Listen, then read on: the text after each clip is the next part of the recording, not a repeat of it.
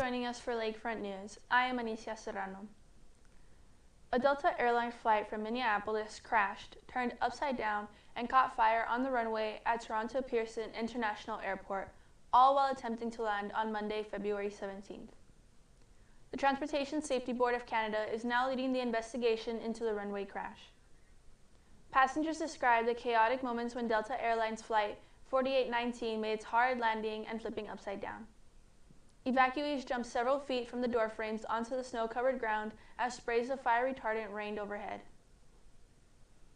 All 76 passengers and 4 crew aboard this jet survived, but at least 21 people were injured and 2 remain hospitalized as of Tuesday afternoon. The crash landing of the Delta Airlines flight at Toronto's airport has put airline safety front and center again in 2025. But aviation experts say the number still points to the skies being very safe. Every day for more than 100,000 years to experience a fatal accident. Based on the 2023 safety numbers, experts also say the preparedness of the people around a disaster makes a difference.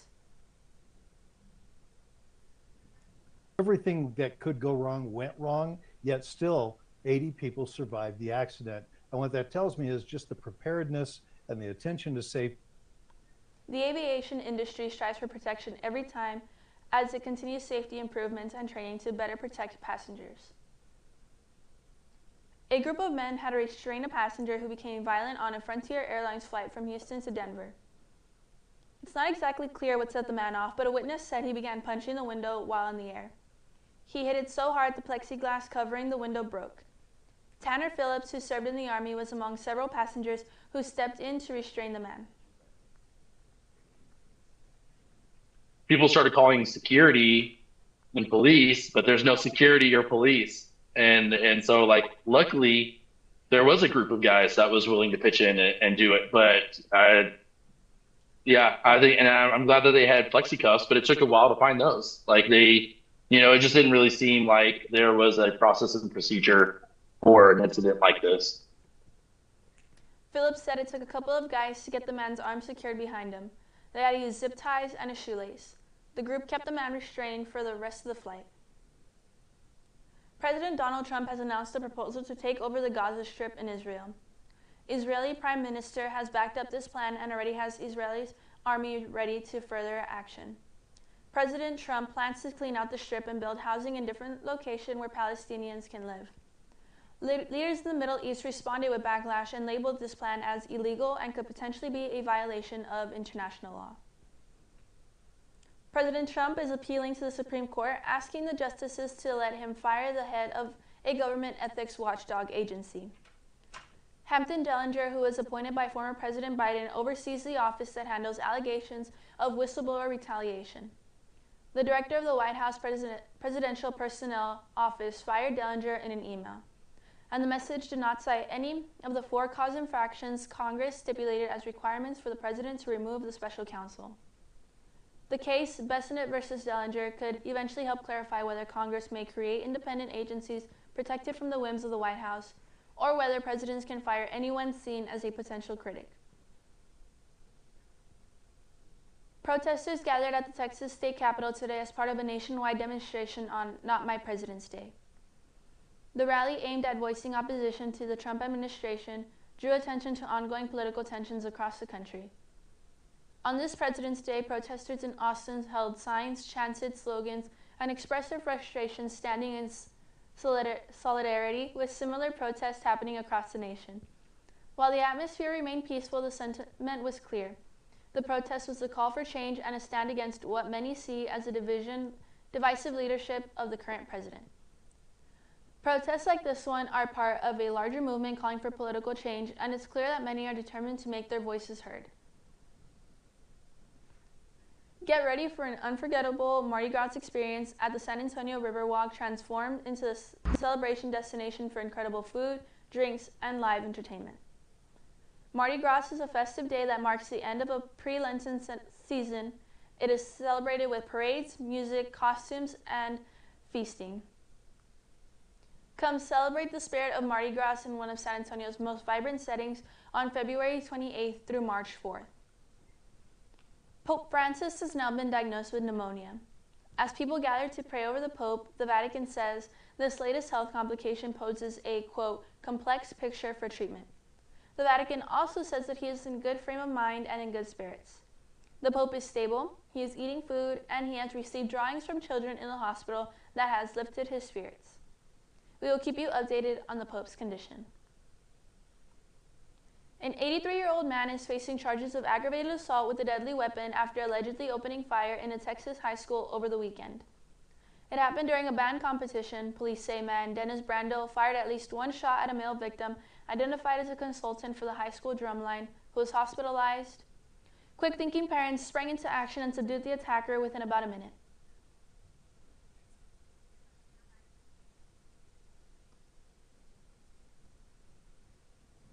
When I saw the suspect on the floor, there was another guy on top of him. The suspect had a gun, clearly, handgun, but there was nobody there securing the gun. So that's when I ran up there, Adam right behind me. We tried to get the gun out of his hand. I grabbed his arms while Adam took the gun out. Across town, the drum instructor from Angelton ISD who was shot is still recovering. Millions of Americans are bracing for extreme weather this week as a deadly winter storm continues to move across the country. With record rainfall and flooding already taking lives, now freezing temperatures and snow are threatening even more communities. Officials are sounding alarms from Texas to Montana with over 30 million people under cold weather alerts. Stay with us, we have more news after the break. Welcome back, Saints. Here's an update on your latest sports news. I'm Emerson Weiler. Super Bowl 59 has passed and the Eagles have brought home the Vince Lombardi Trophy. The National Football League held this American Championship at Caesars Superdome in New Orleans, Louisiana. The Philadelphia Eagles soared over the Chiefs in a 40-22 win. Jalen Hurts finished the night 17 of 22 for 221 yards. Hurts also rushed for 72 yards. Saquon Barkley had 97 total yards with 57 on the ground and 31 touches. Congratulations to the Eagles and good luck next season. OU softball is back on the pitch and about to begin their conference season. Their first game will be February 22nd. The team will be opening their conference play versus Southwest. There will be 2 games at home at 12 and 2 p.m. Students, get out and support your Saints. Good luck, softball. Baseball fans, it's that time of year again. OU baseball begins conference play. OU baseball participates in the Red River Athletic Conference and will begin conference play at home on February 15th against LSU Shreveport. Then the team will hit the road for 3 games straight. Good luck to our baseball team, and for more information on how to watch our live score updates, check out OU Saints Athletics. The Our Lady of the Lake women's and men's basketball team will both be playing February 22nd. Both teams will be playing against the team Southwest here at OU's Maybe Gym. The women's will play at 1 p.m. and the men's team will play at 3:30 p.m. Support our Saints by going to their games to show support. Go Saints. Good luck to OU tennis on their match in Georgia. Both men and women's teams will be playing on the 21st against the Cumberlands, followed by their match against SCAD Savannah on the 22nd. OU sports fans, it's almost the end of basketball season, which means it's time for a conference tournament. The men's basketball tournament will be played in Alexandria, Louisiana. The tournament is hosted by LSU Alexandria from February 27th to March 1st. Wilkil Lopez, a junior center for OU men's basketball team, believes that the team has come a long way and is looking forward to playoffs. Hear what Lopez has to say. Coming back together as one to get back on our streak like it was at the beginning of the year, to come off and hopefully win a conference championship and go to nationals. Check out OU Saints Network for more information on the tournament. The San Antonio Spurs will be playing against the New Orleans Pelicans on February 23rd. The game will be held in New Orleans at the Smoothie King Center and will start at 6 p.m. Tickets are available for purchase on Ticketmaster. The game is also available to watch on TV on the channels Pelicans Plus and CGSEN. Go Spurs, go. $100,000 and a student's life changed forever. A fan won $100,000 after beating Milwaukee Bucks star Damian Lillard in a shooting contest at the NBA All-Star Game on Sunday. College student Jaron Barajas was up against Lillard in the Mr. Beast $100,000 challenge. The 18-year-old had to make one three-pointer from the logo at half court before Lillard could make three. The veteran point guard made two successful attempts when Barajas sunk his final attempt. After making the shot, Barajas was lifted onto the shoulders of mascots, plunged into a box of cash, and bathed in bills. 4 men have been charged in the connection with burglaries at the homes of NFL and NBA players. An image from an unsealed federal criminal complaint released by the Justice Department shows Pablo Zuniga Cortez, Ignacio Zuniga Cortez, and Bastian Jimenez, and a fourth individual posing with the stolen safe and jewelry.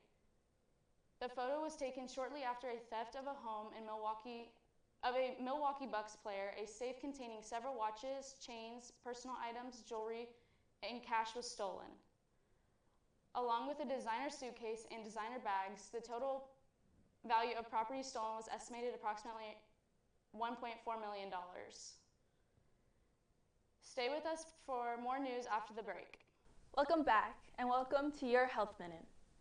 Measles cases are rising again in the U.S. Here's what you need to know.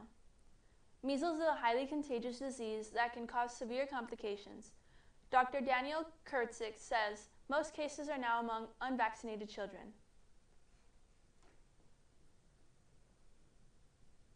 We're seeing these sporadic outbreaks of measles. The vast majority are happening in people. The CDC recommends vaccinated children between 12 to 15 months and again at age 4, while adults should get vaccinated if they haven't already. Lung cancer remains the leading cause of cancer deaths. Early detection can save lives, but experts say many people who qualify for screening never get tested. Low-dose CT scans are quick, painless, and can detect lung cancer early. Experts say screenings can lower death rates by 20%, but only 16% of eligible people get tested.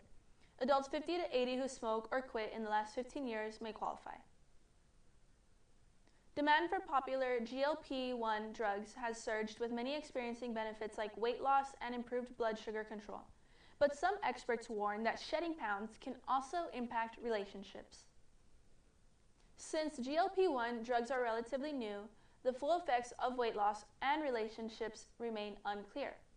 When one partner isn't fully on board with lifestyle changes such as new eating habits or increased physical activity, it can sometimes lead to shifts in sexual desire, creating tension in a relationship. And it's not just romantic relationships that can be affected. Friendships and family dynamics may also shift as a person's lifestyle evolves. That's why open communication is key. Keeping loved ones involved can help strengthen connections and support a healthier, happier life. It was an error that Christina Murray calls. A woman from Savannah, Georgia, suing a fertility clinic she used to help her get pregnant. She claims staff workers implanted the wrong embryo in her, and she gave birth to a baby that was not biologically related to her. It was an error that Christina Murray calls unimaginable and every IVF patient's worst nightmare. After a 5-month custody battle, Murray says she was forced to give the baby to his biological parents. Coastal Fertility called what happened to Murray an isolated incident, and it has apologized to the families impacted by the error. For the first time in more than 26 years, the U.S. Food and Drug Administration has signed off a new type of pain reliever. The newly approved medicine is billed as non-addictive and alternative to opioids. The drug, which will be sold under the brand name Journavax, is a 50-milligram prescription pill that's taken every 12 hours. Doctors believe there's no potential for it to lead to addiction or dependence.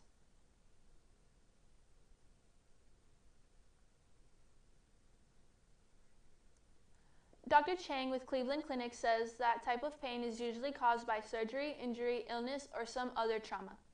Doctors stress that the new drug may not be right for everyone or for every type of pain.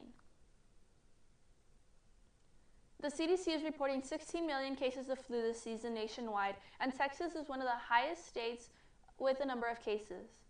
Dr. Jason Bowling, University of Health Director of Epidemiology, Infectious Disease at UT Health San Antonio said, those at the highest risk are pregnant women, older adults, and young children.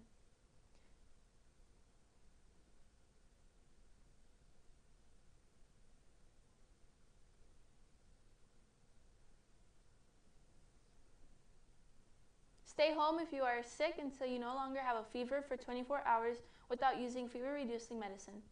Eating well and drinking plenty of water is beneficial to helping their body recover faster. Take care of yourselves and stay safe during this flu season.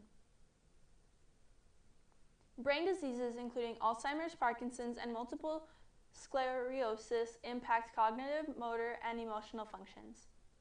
Research into preventing these conditions has grown, with studies focusing on lifestyle factors like exercise and diet as potential preventative measures for Alzheimer's. Research is exploring genetic factors and neuroprotective treatments. Early detection methods are also being developed. These studies aim to reduce risk, slow progression, and improve quality of life for those affected by brain diseases. Welcome back. To start off with great news, you have to warm up those scrolling fingers because Google Play is bringing back TikTok. The company said it restored the platform to its U.S. App Store Thursday. That's after President Donald Trump signed an executive action to delay a ban on the app and has promised to save it. The question of TikTok's future in the U.S. stems from a law signed last April by then-President Biden, citing national security concerns. After that, the Supreme Court upheld the ban. Apple also restored TikTok to its App Store Thursday evening. If you think gas is expensive now, prices at the pump could go up 15 cents or more a gallon soon. That's due to tariffs on Canadian products that President Trump has implemented. Although tariffs have been delayed till March 4th, students at Our Lady of the Lake are worried on the price that will come to driving to campus. Gas prices are going up. I commute to school every day, going home, coming back. Even if it's just like 20 cents, that's still a lot. Continuing updates will follow after March 4th, where tariffs will be officially implemented. While the uncertainty on tariffs happening in Canada, it is also uncertain for Mexico. President Trump has also made a deal to postpone a 25% tariff on Mexican products that get shipped into the United States.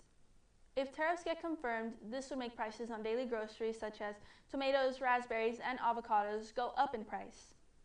Building materials, car prices, car parts, steel, and even beer will be among other things that will also increase in price.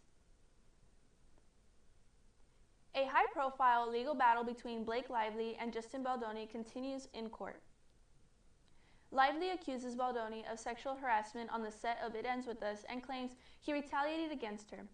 Baldoni denies it and has filed his own lawsuit accusing Lively and her husband Ryan Reynolds of extortion and defamation.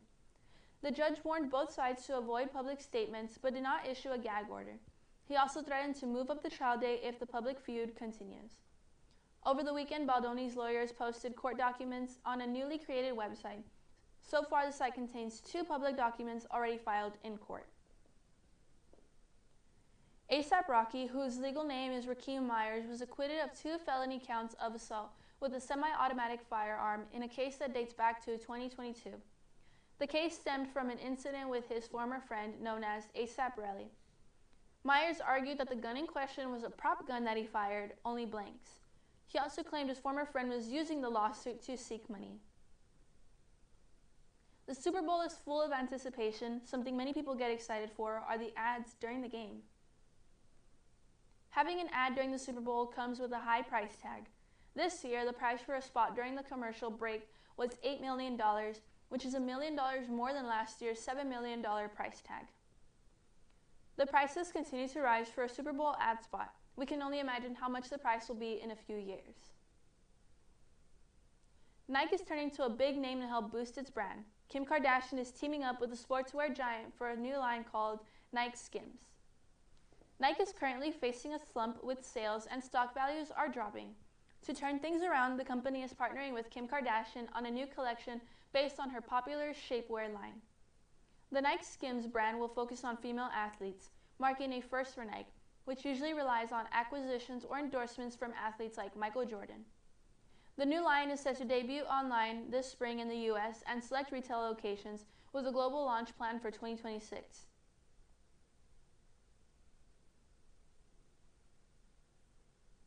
A global pop star is coming to San Antonio. The Weeknd fans, get ready to get your tickets. The Weeknd is headlining the Alamodome on September 3rd. The concert is part of The Weeknd's After Hours Till Dawn tour, and Playboi Carti and Mike Dean are joining the star on the tour. You can get your tickets now on any ticket site like Ticketmaster. Author Neil Gaiman is being accused of sexual assault in a lawsuit filed Monday. Gaiman is best known for his titles including The Sandman and Coraline. The lawsuit alleges Gaiman violently and repeatedly raped his former babysitter Scarlett Pavlovich. Pavlovich is also suing Gaiman's wife, Amanda Palmer, accusing both Gaiman and Palmer of human trafficking.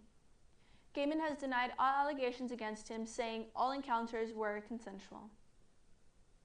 Thank you for joining us for Lakefront News. I'm Anicia Serrano, and I hope you have a happy and safe week.